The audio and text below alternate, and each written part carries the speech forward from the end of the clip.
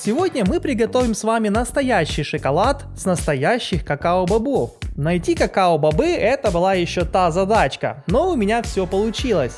Снаружи его шкурка твердая, но если на него нажать, то внутри он мягкий, как будто пористый. Чтобы добраться до косточек, его нужно разрезать, но это оказалось не так уж и просто, ведь шкурка действительно очень прочная. Внутри была вот такая штука, и выглядела она, честно говоря, не очень, и была похожа на какую-то доисторическую гусеницу. Сама же мякоть была очень мягкая, и с нее выходило очень много сока. На ощупь плоды очень мягкие и слизкие, и по запаху они ни на что не похожи, у них какой-то свой индивидуальный аромат. На вкус они напоминают личи, это такой маленький фрукт с очень твердой кожурой. Внутри еще больше сходства с этим фруктом, ведь почти все пространство занимает огромная косточка. Как по мне, она больше похожа на доисторическое яйцо динозавра, а внутри так вообще похоже на какого-то жука. Вытягиваем мякоть с какао-боба и перекладываем ее в миску, сначала с одного боба, а потом со второго.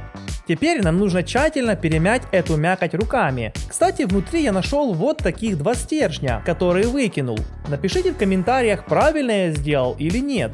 Накрываем нашу миску полотенцем и оставим ее на одни сутки в покое. На следующий день наша мякоть потемнела и дала сок, а также на ней образовалась какая-то белая плесень. Но это ничего страшного. Мы ее снова перемешиваем и оставляем уже на 5 суток. Спустя 6 суток мякоть полностью исчезла. Осталась только вот такая косточка, покрытая пленкой. И пахнет она не шоколадом, а чем-то забродившим.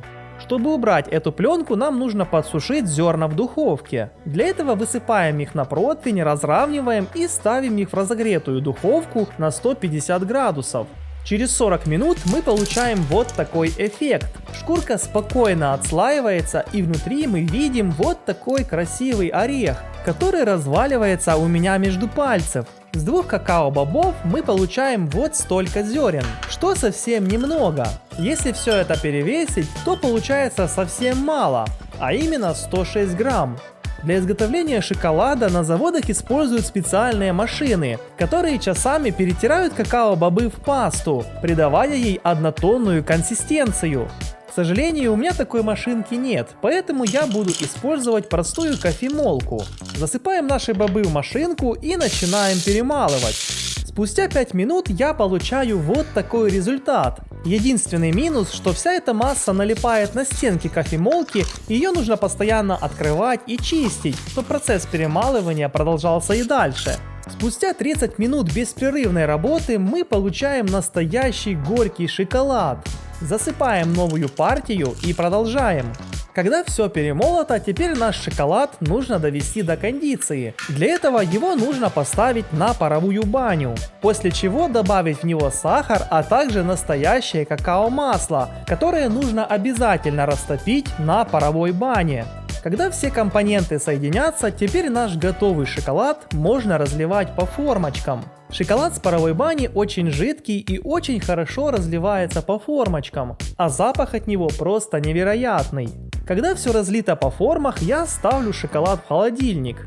Через час, доставая шоколад с холодильника, я был безумно рад, ведь он получился просто идеально.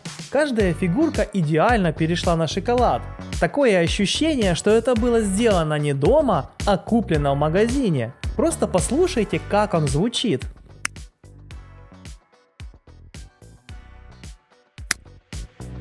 Единственный минус это то, что в шоколадке действительно есть крупицы какао-бобов, с которыми кофемолка, конечно же, не справилась. Но как мне кажется, это додает еще больше оригинальности этому шоколаду. К тому же на вкус это совсем не повлияло, и он просто невероятный.